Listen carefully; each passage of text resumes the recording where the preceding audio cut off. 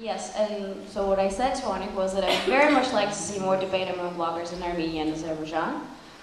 We really need some kind of initiative for this because I would really like to see borders opened and conflict resolved. My mother says that when she went to school, she had Armenians among her friends. I would very much like myself or my children when they grow up to be able to say the same kind of thing to their children.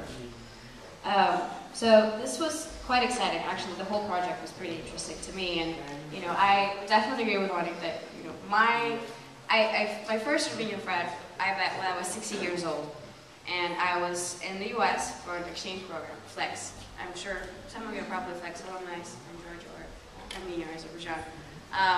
And in fact, one of the pieces that I wrote recently was about how I met that person and how we bonded and how similar we were. But that's another story. So yeah, social media in Azerbaijan. Sorry, I have a bit of a cold, so my voice is changing. Onnik mentioned a bit about the international media being blocked. Actually, blocked from broadcasting on local frequencies. So it was BBC, Voice of America, RFEL. They had all local frequencies, but in December 2008, the National Radio and Media Broadcasting Agency banned. The excuse was that they are using foreign language on local frequencies, but obviously it was just a cover-up. And so RFEL started focusing on their local website, which is in Azeri, Azadlıq, Liberty, and it basically has become one of the main sources of information for many people in Azerbaijan. And pretty much ever since then, I mean, blogs, especially English language blogs, with growing numbers. And one of the examples was on May 10th last year, we celebrated the Flower Day, which also coincides with the late president's birthday, Haydar Aliyev's birthday. But what happened 10 days before the May 10th, the State Oil Academy, there was an incident. 12 students were shot dead by some terrorist guy, but that was the official number. From what we've known from our friends who went to that school and who saw the incident or who were there, they said there were like 50 bodies in the school garden, but none of that was important. In fact, what we were told was that the president paid like 30,000 manats to the families who lost their kids and 15,000 manats to those who were injured. And the youth, the students were outraged that, we can't have a holiday 10 days later without even declaring a mourning to commemorate all those young kids. But nothing happened. I mean, there were protests in front of the university for about 2 days. On the third day, they cleaned everything. There were candles, flowers. On the third day, there was nothing there, as if nothing ever happened. And, 10 days later, they had a flower day. And what happened was that on that day, different groups of youth planned protests in different parts of the city. Some of them were wearing black, some were carrying carnations, and it was not all of them were planning on going and shouting freedom to youth, respect our rights, but some did.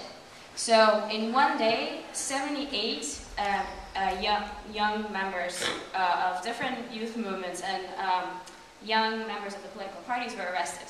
3 different police stations. And I was with my friends, actually Amy, who was there, Adnan came later. We were standing right across the park and sitting on the stairs of the music academy. And we were just watching how hundreds and hundreds of people were coming to this flower party, whereas, 10 days ago, maybe their kids, well not their kids, but kids of other families died. And we were kind of thinking that if they're going to pay attention to us, but they didn't. And we were like 15, 20 people. And so we decided finally, like an hour, 2 hours later, that we would just go to the State Academy, leave the flowers there, and then go and eat something, because it was already in the afternoon.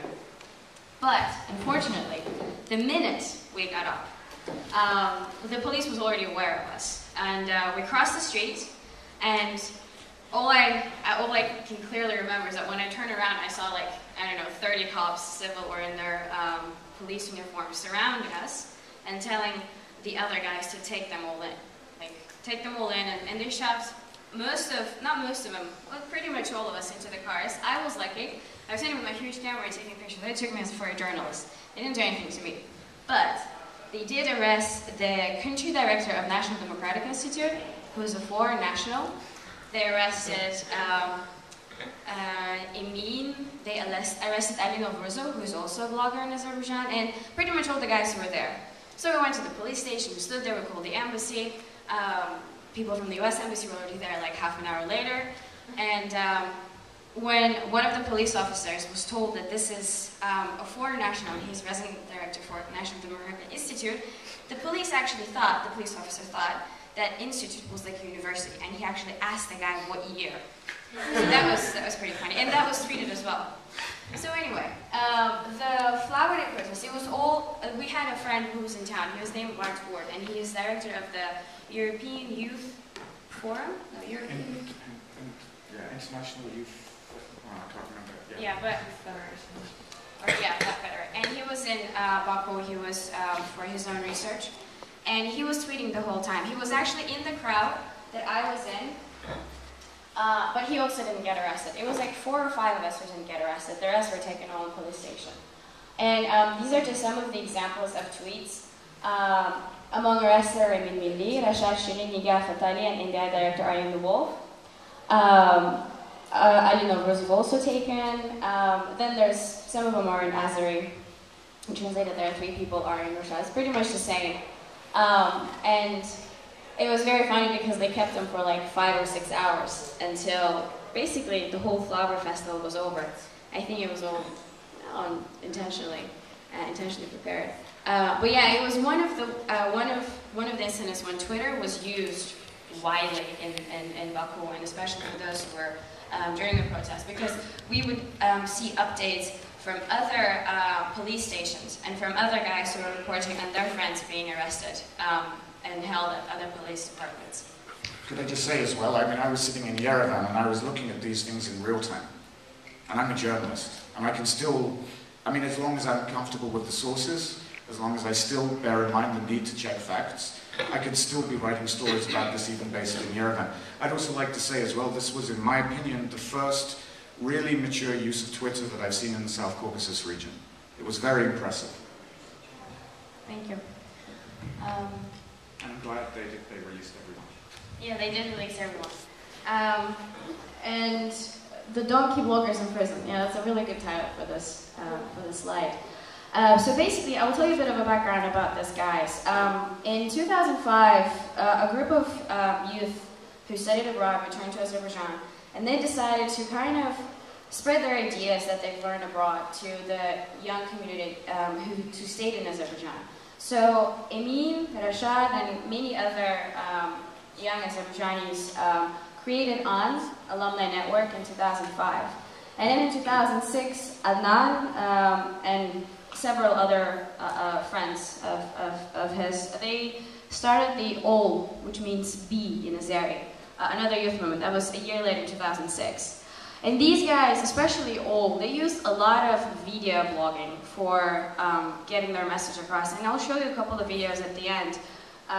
They created their own blog, and they had their own media channel on YouTube. It was called All Media. So if you are interested in seeing any other videos by All, because they have made many about social problems in Azerbaijan, just general overview of the country. When Mehmed Emin Rasulzadeh, we were celebrating the anniversary of the Azerbaijan Republic on in May. They did a really nice video of the whole campaign that was going on in the city. So you can also find those there. And then they were also very critical, especially Emin. Over the last year, he was going abroad. He was giving these speeches. One of them was at Columbia University, and where he openly spoke about corruption and violation of human rights and problems with freedom of media. And I think that was kind of slowly piling up on their files, if I might say that way. And then our government decided to purchase donkeys from, I don't know, somewhere in Europe. And each of those donkeys costed about $40,000. And that got really huge, especially among this young group of people. So they decided to do a video, which I'll also show you later. So one of the guys was dressed in a donkey costume.